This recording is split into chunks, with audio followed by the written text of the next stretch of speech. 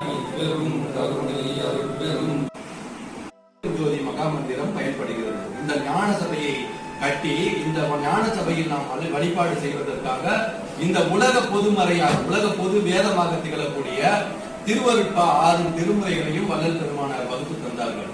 இந்த திருவருட்பாவை நாம் ஒரு மனித உடலாக எடுத்துக்கொண்டோமேயானால் முதல் 5 திருமுறைகள் நமது பாதத்திலிருந்து கழுத்து வரை உள்ள பிண்டஸ்தானம்.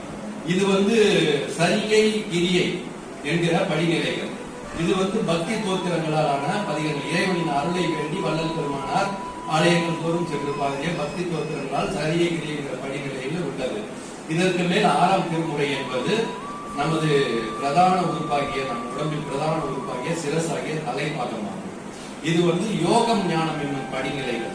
இது இறைவன் அருள் வேண்டி வள்ளல் பெருமானார் பாடிய பதிகங்களால் நிறைந்தது. இதற்கு மேல்